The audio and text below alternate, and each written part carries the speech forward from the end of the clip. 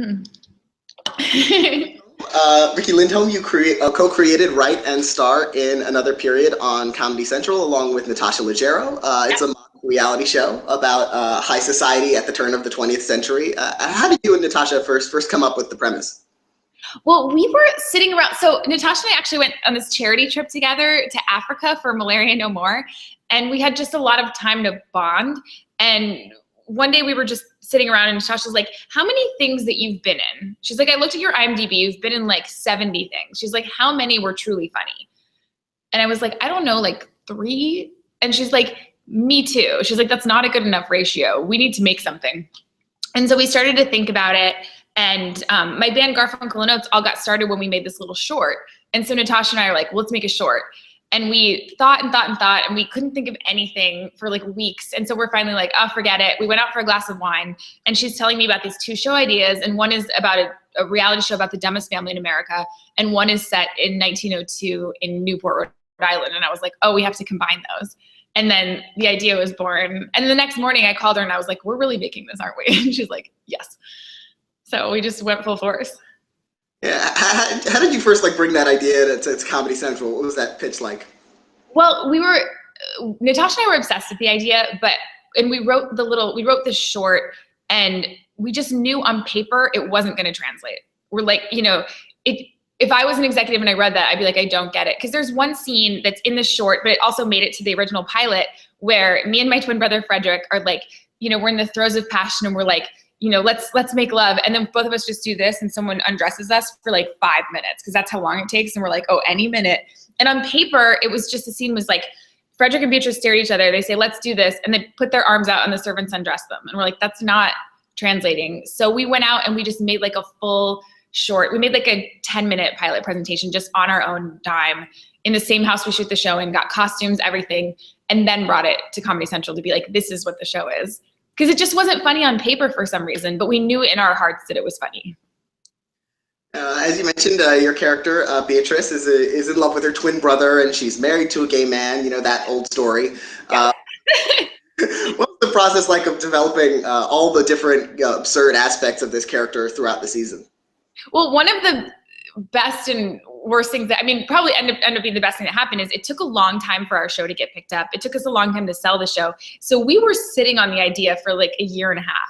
And so by the time we were like those cartoon characters with our legs moving, just ready to so by the time the show came, we had so many ideas and we knew everything about every character, every because, Natasha and I were just obsessed with it. So we talk about every character's backstory, about their middle name for years.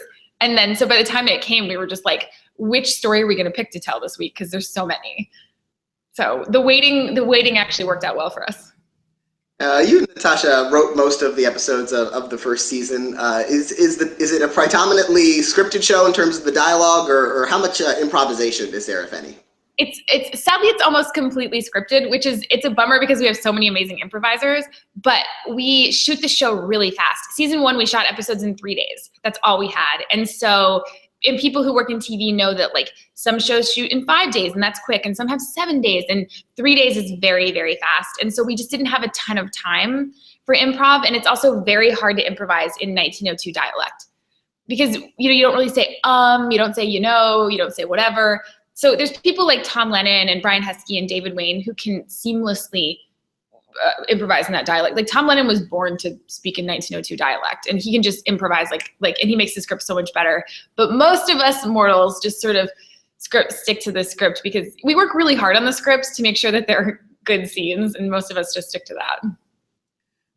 The show isn't, you mentioned the dialect. It's important to stay consistent with that. But, the show isn't strictly faithful to historical events, obviously. But does it, comments a lot on class and gender roles of the period. So how much research goes into the writing and developing of stories and characters and all that?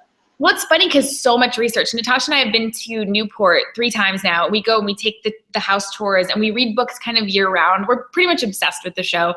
And people think that it's not based on reality, but in a way it is. Because like for example, our first episode this season is about Harriet Tubman. And we have her as this branding expert who she worked on the Underground Railroad, but like she's the only face of it because she knew how to get her name out there. And like, it's not true, but it's also conceivable. You're like, maybe she was good at getting her name out there. It's not like a complete lie. Like maybe she was like the most, dynamic speaker and the most like in the face of something, maybe she had that aspect. And so we have her as like a branding expert, kind of like an Oprah type of woman, teaching us how to like get ahead of the movement and get our faces the face of things. And so it's not a lie and it's not the truth. So it's kind of, we have her at the accurate age she was at that time. And she has a young boyfriend, which Harriet Tubman did. Harriet Tubman had a boyfriend. She was like 70 and her boyfriend was like 35. And so those things that people don't realize are accurate, like she's got this guy standing next to her, that's accurate. So we try to have truth mixed in with, we go, okay, what could have happened? In our first episode ever, we have Annie Sullivan has jealousy issues with Helen Keller, and then Helen Keller gets all the attention. And it's like, if you think about it, that's not crazy. Like it's not reported, but like it's also not out of the realm of what could have happened. Like we could be right. She could have gotten annoyed. She'd be like, I do all the work and everyone likes her, Yeah, and it's so interesting how the show brings on, these real, historical figures like Helen Keller and Harriet Tubman and Sigmund Freud also, and several others. How do you come up with, which real life figures will intersect and exactly how, they will maybe diverge from, known historical fact and hew to it closer? Well, the good and bad thing for our show is there was not that many famous people in 1902, which is why it's hilarious that my character, Natasha's character, are trying to get famous because you have to be so accomplished. It was like Harriet Tubman, Helen Keller, end of list for women. And men, it was like Mark Twain and Teddy Roosevelt. Like you had to be a really big deal to be famous. But, so we don't have that many people to choose from, but we basically researched them. Like Sigmund Freud, we looked what he was doing around 1902, and what he was doing was masturbating women to cure them of hysteria. That's what happened before he became Sigmund Freud. And we're like, well, that's our storyline. And then the first two, he does it to me, he does it to Natasha, and then he does it to our mother's character. And the first two are actually things he used. Like he has this thing on his hand that's like this like vibrating, horrible metal looking thing, but that was actually from 1902. People don't realize like we went and got that from a prop house. And then the third thing is a servant on this bicycle with like a dildo, and like that one we made up. But the first two are real, and people just don't realize that. So we don't even have to do that much imagining on some things like that. Jeremy Connor directs the show, and he's also an executive producer. And of course, he's also worked on Drunk History, which gave him lots of experience blending comedy with actual historical events. Has that made him an especially good fit for this show? Oh yeah, well we've been trying to make this show for so long that when we first wrote the short, we were going to make a short, we were trying to think of who could direct it. And I was like, I saw this short on Funny or Die called Drunk History, and it was historical. And this guy, I've met him once, he's really nice, and he did a great job. And I showed her, Drunk History was not a thing yet. It was only on Funny or Die. And I was like, and she watched that, and she's like, oh, let's talk to him. And then, after we made our first short, the Drunk History took off and stuff. But it was, it was just from that first short he did with Jen Kirkman. And we were like, this guy's amazing. And then after talking to him, we all had the same vision. And we've kind of just been this three-way partnership ever since. Jeremy writes for the show as well. Like it's all like a big collaboration. You mentioned that not a lot of people were famous in the early 20th century, and of course these days, with reality TV, which is part of what the show is parodying, there's a lot of celebrity culture. When doing the show, do you find that there's the period that that the show is set in is completely dissimilar from modern times, or are there similarities that you find in your research and over the course of doing the show?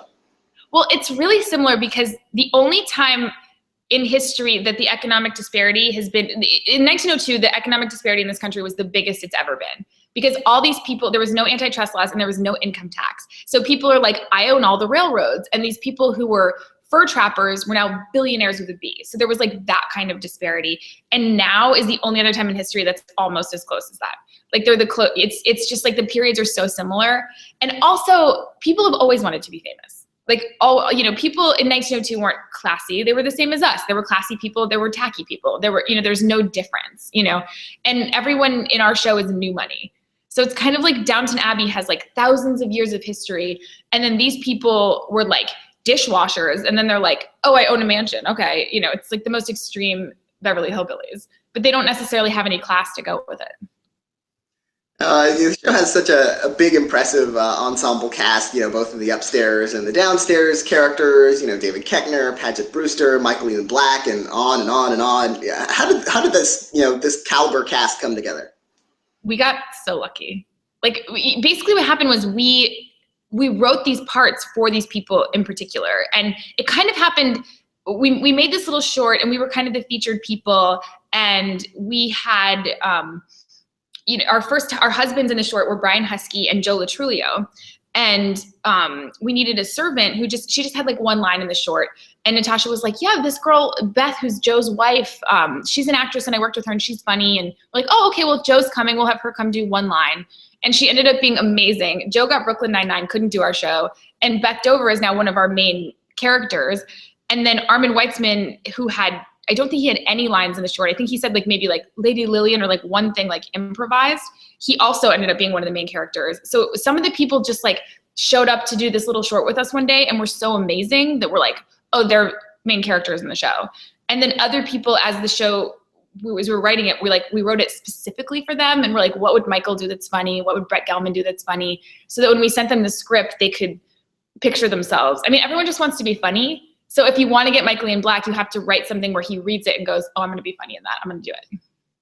Because if not, like, why would he like fly across the country? He lives in Connecticut. Why would he fly here for like SAG minimum and live here for a month and do our show if he's not going to like have fun and shine, One of the biggest surprises of the show, of the first season, was, Christina Hendricks as Celine, aka Cher.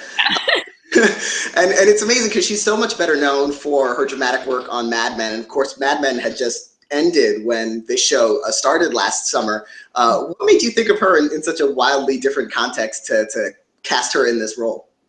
Well, she was actually a fan of Garfunkel and Oates, and she'd been to some of my shows, and her husband had worked with my Garfunkel and Oates partner, Kate Micucci, and he was telling her that Christina was a big fan of ours, and her husband was in our IFC show. And then when we were writing this character, and we were trying to think of someone, and I think it was maybe even my agent who thought of it.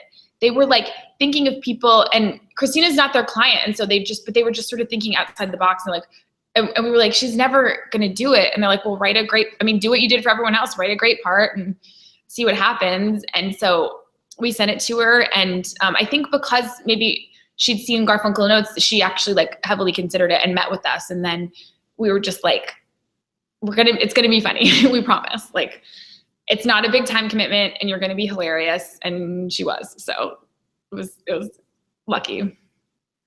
The show's theme song is composed by that renowned early 20th century composer Snoop Dogg. Yeah. How did that one come about?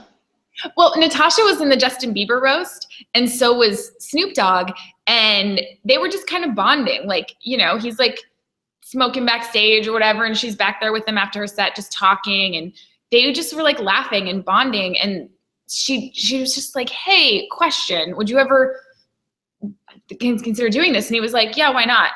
And, she's like, it's a 12-second song, and we would come to you. And he's like, sure. And then even then we're like, really? Like, or was he just being nice? And then he was totally serious. And, everyone like went down, our engineer and stuff went down to his studio, and he told them how to make the sound that he likes. And yeah, and it took like half an hour, and he was very cool about it. Now he's making those big Comedy Central residuals. The show recently came back for its second season. The season premiere was on June 15th. And having had that one successful season behind you, especially with the amount of time it took to get it off the ground, what was the feeling coming back to work for season 2? It was so wonderful, but even more wonderful than that is we already got picked up for season 3, which has taken like all the pressure off. We're not like scared. Like, we want to make the best show, and we're just like trying to make it funny, and we're not like terrified, like, oh, what if people don't like this episode and stop watching? And we just are like only focusing on quality and not scared of audience stuff, which is like the best feeling. You mentioned having all these ideas built up by the time the show started. Have you already looked ahead to future storylines for season 3, or is there's still a lot on that list of stuff that you haven't used yet? There's so much on that list, but we're still open. Like our first week of the writers room, we just do this like blue sky where we bring all of our funny writer people and we just say any idea, like how, no matter what it is. And then we start to narrow it down. But we do have like, we had so many, like we had hundreds of note cards on the wall last year, and then just like narrowing it down to 10 episodes was like impossible. So we still have all those cards, and there's still so many things that are, you know, completely probably going to be in the show. Are there any that you could, without giving too much away, that you could tell us you're sort of looking forward to, or maybe suggest a bit about? I'm actually really looking forward to tonight's episode because it's crazy. It's sadly very timely. You know, this morning there's the sit-in in the Senate floor about gun control, and tonight's episode is about hatchet control. So my husband, Albert, last season was hit with a hatchet in the chest. And now because of that, he has this this real syndrome that people have where it's very rare, but where people, their hand just starts doing, and it's like a phantom hand. It just like does things without them knowing. And he was saying, I don't think should be, every time I see a hatchet, my hand flies and does something. So I don't think I should be around hatchets.